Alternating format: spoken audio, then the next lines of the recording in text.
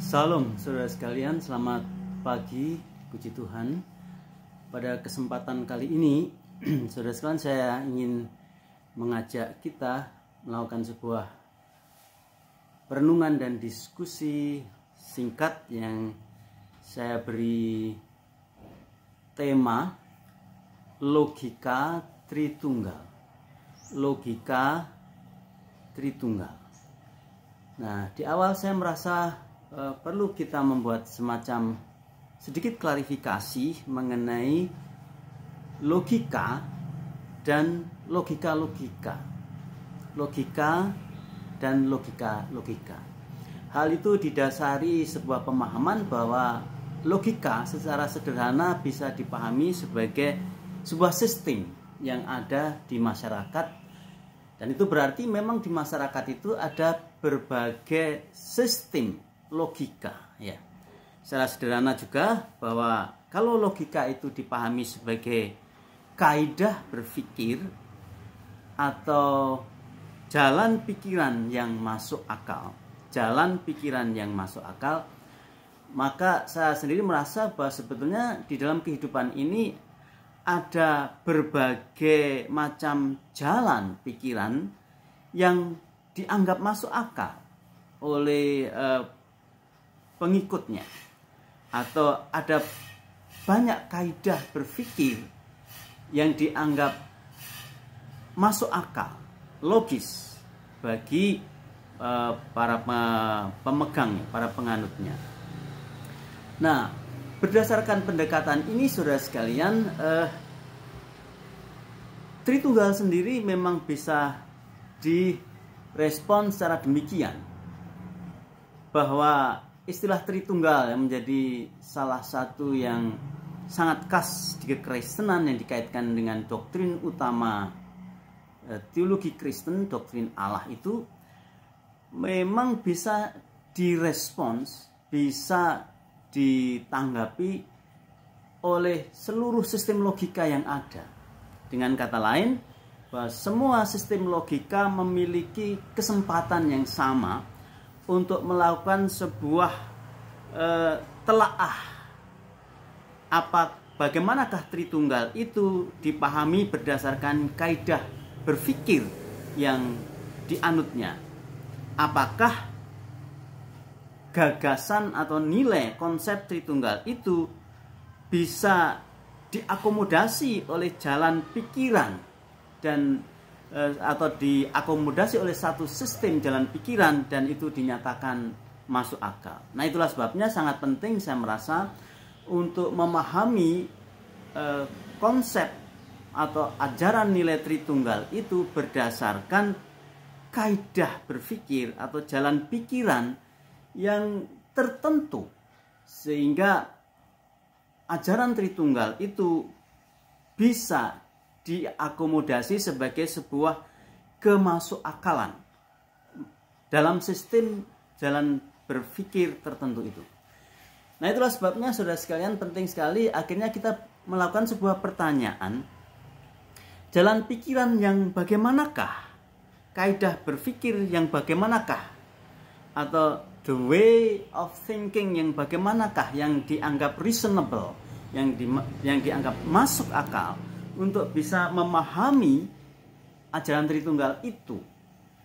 Nah, saudara sekalian, saya kira ini penting sekali untuk mendudukkan terlebih dahulu pengertian dasariah mengenai logika dan logika-logika. Karena pada kenyataannya memang kita tidak hidup berdasarkan satu sistem kaidah berpikir saja, atau kita tidak hidup di tengah-tengah masyarakat yang plural dan majemuk ini.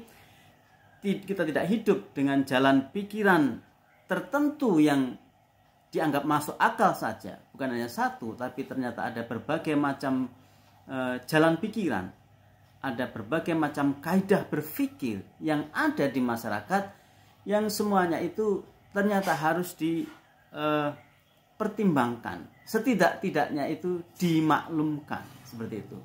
Nah, itulah sebabnya memang walaupun di dalam masyarakat seringkali terjadi semacam kondisi yang seringkali tidak terelakkan adanya dominasi, ya, dalam tanda petik dominasi atau superioritas dari satu sistem tertentu, sistem kaidah tertentu, sehingga seolah-olah sistem yang lain, kaidah berpikir yang lain menjadi terabaikan atau tidak dipertimbangkan atau bahkan tidak layak untuk dipergunakan. Nah, saudara-saudara, ini poin pertama saya merasa penting sekali di bawah pokok memikirkan logika Tritunggal atau dasar-dasar logis ajaran Tritunggal itu. Berikutnya saya merasa yang penting untuk kita pikirkan bersama ialah pentingnya sikap kritis terhadap bahasa, di mana kita tahu setiap term, setiap istilah di dalam semua kategori termasuk teologi atau teologi-teologi, semua istilah-istilah dalam teologi-teologi yaitu menjadi bagian dari bahasa, itu perlu dikritisi atau perlu mendapatkan posisi responnya yang proporsional seperti itu. Kalau dikaitkan dengan istilah Tritunggal yang sangat khas, yang melekat di dalam salah satu doktrin utama kekristenan, maka yang pertama kita harus pertimbangkan sifat dari istilah itu sendiri. Bagaimana sifat dari istilah Tritunggal itu sendiri? Ya, secara umum, sebagaimana istilah-istilah yang lain yang merupakan bagian dari sebuah bahasa, maka pada waktu istilah itu dipakai untuk mengakomodasi atau untuk menjadi kendaraan penyampai ide, nilai-nilai yang terutama nilai-nilai yang adikodrati, maka sesungguhnya setiap istilah selalu memiliki dua fungsi, gitu ya, atau dua sisi. Sisi yang pertama dari setiap pemilihan dan pemakaian istilah termasuk kata Tritunggal itu berfungsi fungsional, berfungsi memudahkan. Apa yang perlu dimudahkan? Tentu yang perlu mendapatkan kemudahan adalah keterbatasan cara berpikir manusia, karena manusia tidak bisa memahami gambaran-gambaran mental tanpa ungkapan-ungkapan bahasa tertentu, baik bahasa verbal maupun bahasa non-verbal. Nah, kalau diterapkan kepada istilah Tritunggal, maka yang pertama istilah itu berfungsi memberikan kemudahan, sifat fungsionalitas daripada pemakaian istilah itu. Maksudnya bagaimana? Maksudnya dengan istilah itu orang-orang percaya itu berusaha untuk memahami ya, dari kemampuan nalarnya yang terbatas keberadaan Allah itu, ya, natur Allah itu. Nah, ini fungsi yang bersifat memudahkan, sifat dari istilah yang bersifat fungsional itu. Jadi dengan istilah, apapun istilah yang kita pakai di dalam teologi Kristen itu memang ada istilah yang baku, technicus terminus itu. Terminus technicus itu artinya adalah istilah-istilah teknis yang sudah sangat baku di dalam teologi Kristen. Tujuannya tentu itu bersifat morfisme atau bersifat pemakaian bahasa kemanusiaan itu, sehingga manusia yang dibatasi oleh pemahaman linguistik itu bisa memahami maksudnya. Saya kira kalau hal ini bukan hanya istilah Tritunggal, itu yang ada di dalam teologi Kristen ada begitu banyak istilah yang disebut sebagai terminus technicus itu yang memiliki tujuan untuk bersifat fungsional tadi.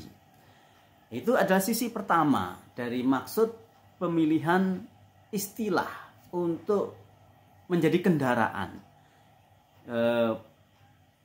pemahaman terhadap realitas-realitas tertentu, khususnya realitas adikodrati yang terdapat dalam diri Allah.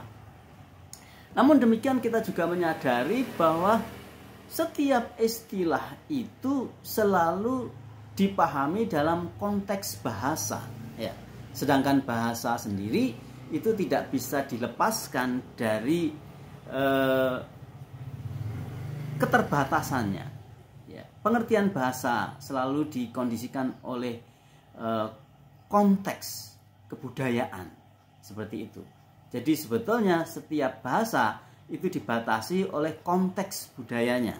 Nah, dalam pendekatan seperti ini, maka istilah yang dipakai di dalam teologi untuk dikenakan kepada Allah yang tidak terbatas itu seringkali menjadi trap atau menjadi jebakan. Maksudnya bagaimana? Bahwa penetapan istilah itu di satu sisi itu memiliki manfaat untuk memudahkan kita yang terbatas itu mengerti sesuatu yang tidak mudah dimengerti oleh keterbatasan akaliah kita. Tapi di saat yang sama kita harus berusaha berjuang untuk terus-menerus menjelaskan istilah-istilah itu atau term tadi, ya, sehingga istilah itu akhirnya bisa memiliki kandungan, definisi, deskripsi yang lebih mendekati setidaknya itu yang dimaksudkan, itu ya. Nah, bagaimana dengan istilah Tritunggal? Ya, sudah menjadi pengertian umum, saya merasa bahwa istilah Tritunggal itu sendiri secara eksplisit, ya, itu tidak terdapat di dalam Alkitab.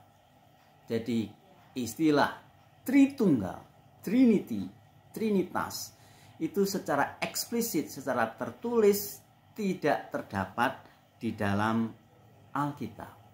Dengan kata lain, kalau kata Tritunggal itu memang ditetapkan untuk dikenakan dalam usaha kita memahami natur Allah yang di dalam Alkitab dinyatakan dalam 3 person, kata person pun itu adalah istilah 3 keberadaan, yaitu Bapa, Anak, dan Roh Kudus. Itu artinya bahwa istilah Tritunggal itu sendiri memang tidak sempurna untuk menjadi kendaraan untuk mengakomodasi seluruh rahasia penyataan Allah Bapa, Anak, dan Roh Kudus itu. Nah, tetapi hingga saat ini memang belum ada istilah lain yang bisa diujikan untuk menggantikan istilah itu. Itu yang pertama. Yang kedua, bahwa setiap pemakaian kata Tritunggal memang harus disertai deskripsi yang memadai tentang istilah itu.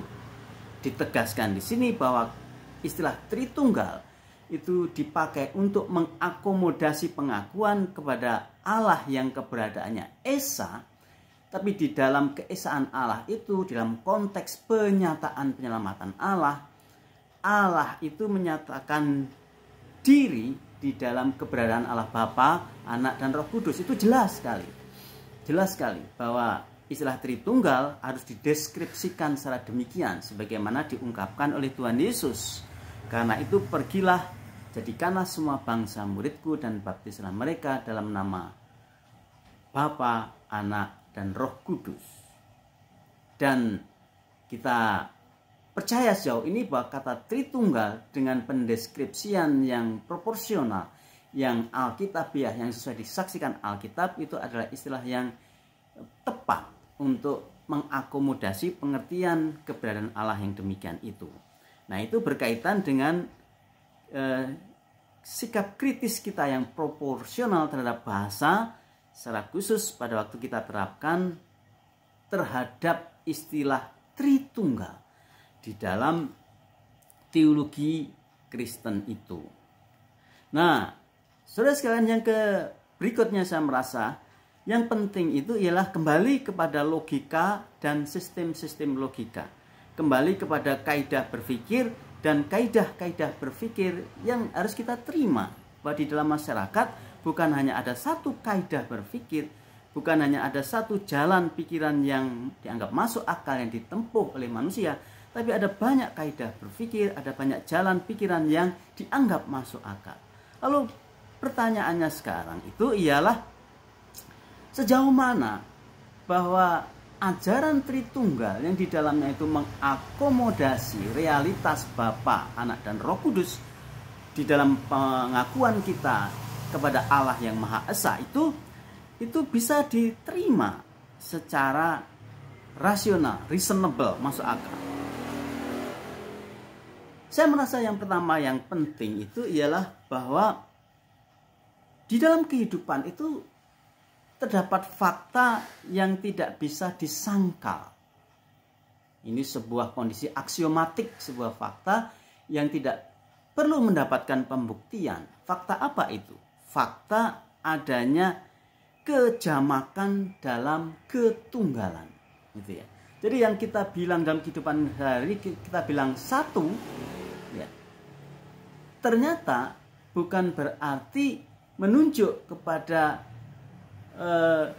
hakikat satu yang unggul gitu. Tapi di dalam pengertian satu seringkali itu bukan seringkali, yang ternyata faktanya itu menunjuk kepada hal-hal yang jamak. Ya, contoh yang paling sederhana itu ialah pribadi. Setiap manusia itu diidentifikasi sebagai a person, satu pribadi. Ya. Jadi kalau kita menyebut seseorang, ya, yang mengidentifikasi dirinya sebagai seorang pribadi, contoh saja, misalnya kita menyebut seseorang itu Pak Joko misalnya. Nah, pada waktu kita menyebut Pak Joko itu ternyata ada realitas yang harus kita pahami. Yang pertama itu realitas ketunggalan. Karena ternyata di dunia ini memang tidak ada dua Pak Joko. Yang ada satu pribadi Pak Joko.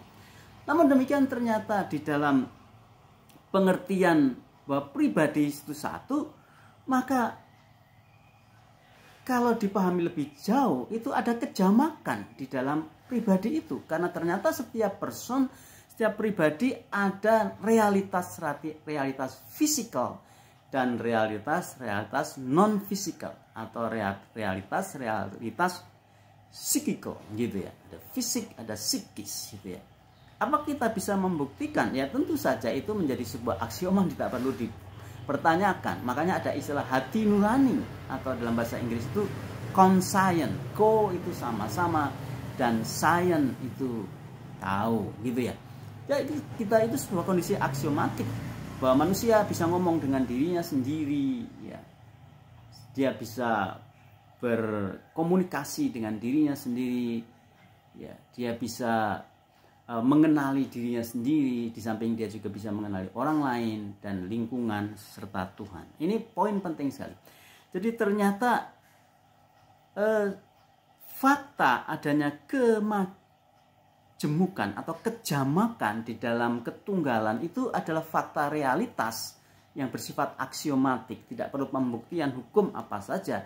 Itu selalu ada di situ, namanya itu sebuah kondisi yang begitu harmonis antara yang tunggal dan yang jamak. Ya. Tentu banyak contoh. Ya. Kalau kita katakan matahari itu sejauh ini kita pahami sebagai satu benda, tapi toh kita mengerti bahwa di dalam keberadaan satu benda yang disebut matahari itu ada di dalamnya, terkandung di dalam benda itu berbagai macam unsur yang lain yang bersifat jamak itu ya. Nah, sekali lagi ini menjadi penting sekali. Untuk apa? Untuk bisa mulai mengakomodasi pemahaman kata Tritunggal ya, itu sendiri, yang menyiratkan bahwa Allah itu esa, dan dalam keesaan itu terdapat pluralitas, ada kejamaan dalam dirinya, seperti itu. Nah, fakta-fakta di dalam kehidupan sehari-hari membuktikan hal itu. Nah, saya merasa berikutnya yang penting juga ini ialah sekali lagi kita harus melakukan sebuah sikap yang lebih adil gitu ya di dalam mengambil pandangan dan keputusan nilai gitu ya. Misalnya apa? Kalau dalam kehidupan sehari-hari kita bisa mentoleransi satu keberadaan yang tidak sepenuh-penuhnya dapat kita kuasai keberadaannya itu dan kita bisa menerimanya itu ya. Mengapa kepada Allah kita tidak bisa menerimanya? Di dalam Alkitab ditegaskan Allah itu Esa. Dengarlah hai Israel, Allah itu Tuhan kita dan Allah itu Esa. Final, Allah itu Esa. Dan di dalam keesaan Allah itu Allah menyatakan dirinya di dalam kejamakan 3 pribadi. Bapa, Anak, dan Roh Kudus. Ya, ini menjadi penting sekali. Apakah ini bukan sesuatu yang sangat sulit untuk diterima? Iya, kalau kita menentukan penilaian atau menentukan penganalisaan dengan memakai satu sistem saja, sistem logika saja. Ya, saya tidak tahu, mungkin sistem logika matematika misalnya. Sistem logika matematika ya 1 itu 1, 2, 2, dan 3, 3 gitu ya. Jadi misalnya ada yang memahamkan bahwa Tritunggal itu artinya keberadaan 1, ada keberadaan 1, ada keberadaan 2, ada keberadaan 3. Karena ada 3 keberadaan, mestinya harus 3 keberadaan. Berarti logika kita yang kita pakai adalah logika tambah menambah dalam matematika itu. Ya. Sehingga akhirnya kita mengharuskan keberadaan 1, keberadaan 2, keberadaan 3 seharusnya 3. Nah, mengharuskan menjadi 3, kita telah menetapkan satu sistem yang namanya itu kaidah berpikir matematis di sini, di mana matematika memang sangat berguna, tapi matematika tidak bisa menyelesaikan semua permasalahan, termasuk apalagi menyelesaikan masalah-masalah yang bersifat non matematis, non fisik, yang bersifat metafisik.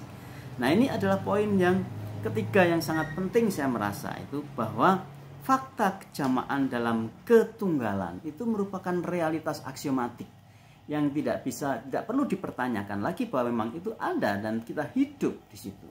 Itulah sebabnya kita dalam kehidupan kita tidak bisa melepaskan diri dari prinsip relasi atau prinsip relasionalitas, bagaimana setiap keadaan itu berelasi, bahkan bergantung, ya, saling bergantung dengan yang lain. Berikutnya, saudara sekalian, alasan mengapa logika Tritunggal itu adalah logika yang bisa diterima. Yang keempat, saya merasa kita harus mempertimbangkan poin ini, bahwa pengertian Tritunggal itu memang hanya bisa dipahami kalau kita memahami berdasarkan apa yang disebut kaidah berpikir Kristiani atau jalan pikiran kemasukakalan Kristen, seperti itu. Maksudnya bagaimana? Maksudnya ialah bahwa di dalam konteks pemahaman kekristenan itu, pada hakikatnya kekristenan itu mengakomodasi poin pertama yang sangat penting dalam rancang bangun iman Kristen, itu ialah keterpisahan manusia dengan Allah akibat dosa. Nah, pada waktu manusia jatuh dalam dosa, maka terjadi pemutusan hubungan antara Allah dan manusia. Dengan kata lain, sebetulnya manusia yang jatuh dalam dosa itu sudah tidak lagi memiliki kemungkinan apa-apa untuk bisa memahami Allah dan mengenali Allah, serta kembali kepada Allah melalui keadaannya sendiri. Nah, sekali lagi ini adalah logika Kristen. Nah, ternyata pemahaman terhadap Allah Tritunggal itu harus dipahami di dalam koridor, di dalam konteks penyataan penyelamatan Allah ini bagi manusia yang berdosa. Nah, ini adalah logika, ini adalah satu sistem logika. Jadi amatlah tidak mungkin untuk bisa memahami pemahaman mengenai ketritunggalan Allah lepas dari konteks ya, penyelamatan Allah sebagai jantung atau inti dari kekristenan itu sendiri.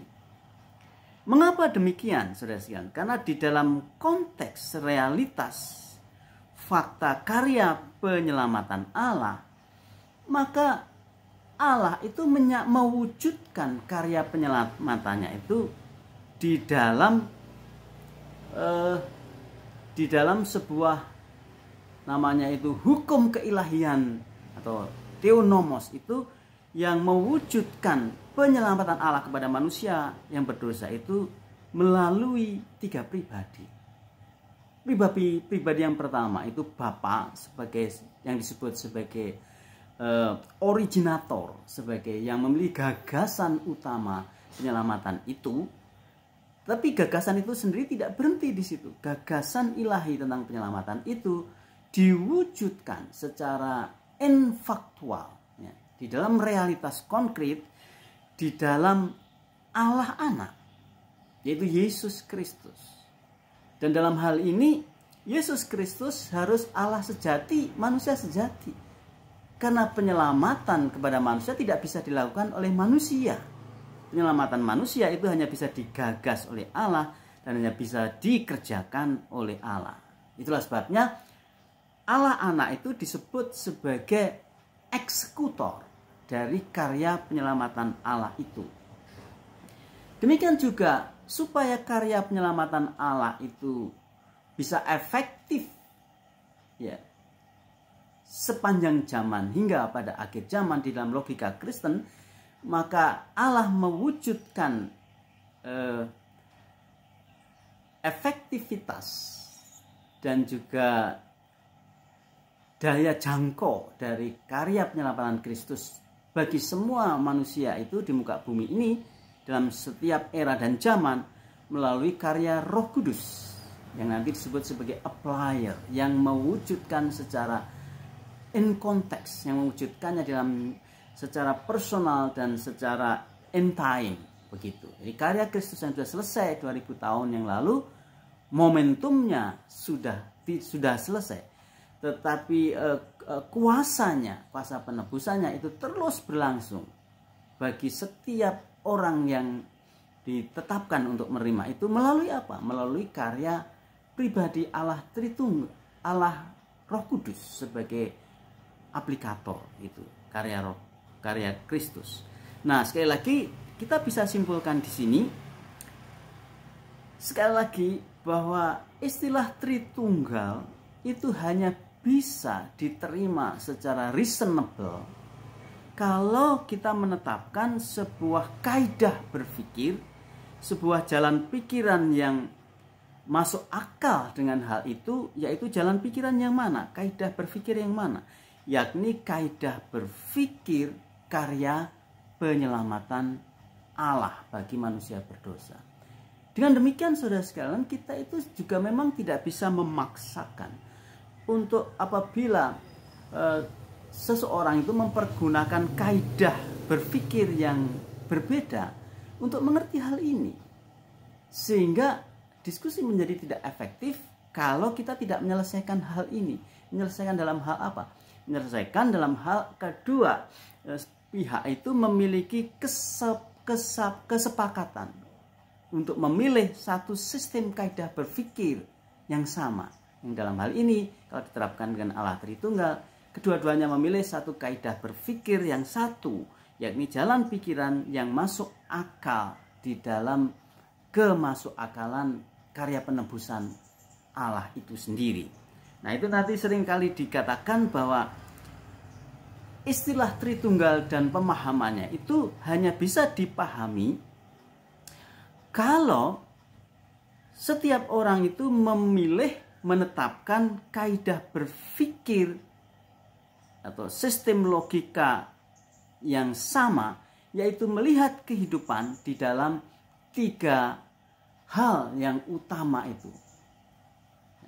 di dalam 3 aspek yang utama. Yang pertama itu adalah creation, yang menegaskan bahwa Allah itu menciptakan segala sesuatu. Ini kita mesti harus deal dulu di sini, bahwa kita harus punya namanya itu yang disebut kesepakatan logis mengenai prinsip creation ini, penciptaan ini. Bahwa Allah itu sebagai kreator dan kita manusia sebagai creature.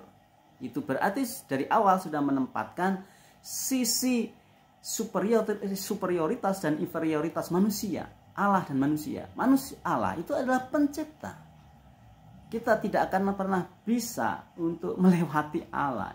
Ya, bagaimanapun daya kemampuan manusia itu dia dibatasi oleh nasibnya, naturnya sebagai creature. Dia bukan kreator. Nah, itu prinsip creation. Nah, itu berarti sejak awal kita memegang sebuah posisi bahwa kita mesti harus menundukkan di dalam otoritas Allah itu, terhadap otoritas Allah itu sebagai yang menjadi asal usul alam semesta ini, karena dia creator. Yang kedua itu aspek yang kedua itu sebagai landasan logis yang bisa mengakomodasi istilah Tritunggal itu adalah fall, kejatuhan. Ya. Kekristenan bukannya mengajarkan manusia diciptakan, tapi manusia itu jatuh dalam dosa. Dan kejatuhan manusia itu berdampak kepada ketidaksanggupannya yang total untuk memiliki bahkan mampu membayangkan dan mengimajinasikan keberadaan Allah dengan benar. Dia mengalami kesesatan total spiritualitas di dalam mengenali Allah. Nah, itu adalah pilar yang kedua. Pilar yang ketiga itu adalah redemption, penebusan. Bahwa kondisi fallness dari manusia itu tidak ada kemungkinan lain selain dia harus mengalami redemption, penebusan Allah itu. Nah, itu yang menjadi core atau menjadi jantung dari Alkitab itu sendiri, yakni redemption, atau apa yang disebut sebagai redemption work of God atau of Christ. Nah, kita menjadi mengerti di sini ketiga pilar ini tidak boleh diabaikan. Ketiga pilar itu menjadi unsur-unsur yang membangun secara valid, secara kokoh logika Kristen itu. Sehingga kalau kita mempergunakan logika Kristen dengan 3 pilar tersebut, yakni creation, fall, dan redemption, maka kita akan sangat mudah menerima dan juga sangat mudah menerima, maksudnya itu sangat mudah untuk memahami walaupun kita tidak bisa menguasai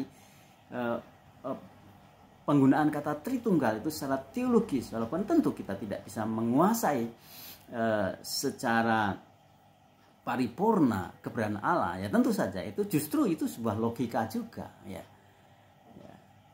Bahwa tidak bisa menguasai Allah itu adalah satu hal yang sangat logis. Kenapa? Karena kita memang serba tidak bisa menguasai segala sesuatu.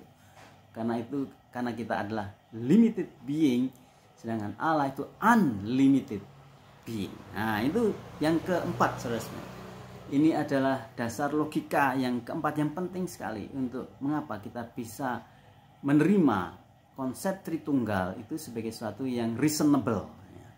Yang terakhir, yang kelima, ya faktanya memang kita mesti harus jujur bahwa kita hidup di tengah-tengah masyarakat dengan faham teisme yang berbeda. Ya. Nah, ini sesuatu yang realitas dan kita mesti harus betul-betul itu responsif terhadap hal itu. Bahwa yang disebut teisme itu sebenarnya bukan hanya ada satu teisme, tapi teisme. Karena menurut saya teisme pun menjadi salah satu produk dari sebuah sistem logika. Kalau sistem logika itu juga sering kali dikatakan. Jadi kita harus membiasakan diri untuk mengatakan bahwa dalam kehidupan itu bukan logika, tapi sistem-sistem logika. Demikian juga dalam kehidupan kita harus terbiasa untuk mengatakan bahwa dalam kehidupan bukan hanya mengatakan seorang teistik atau paham teisme, tapi teisme. Nah, di sini jelas sekali bahwa ternyata Tritunggal sendiri oke lah kalau mau dikategorikan sebagai sebuah isme menjadi Trinitarianism seperti itu. Ya, Trinitarianism oke saja, tidak apa-apa. Ya, kalau konteksnya memang kita berbicara mengenai isme, ternyata memang Trinitarianism itu memang berdiri di atau hidup bersama-sama dengan isme-isme yang lain selain Trinitarianism. Bahkan di dalam monoteisme pun ada banyak dari model dari monoteisme. Ada juga monoteisme monistik misalnya.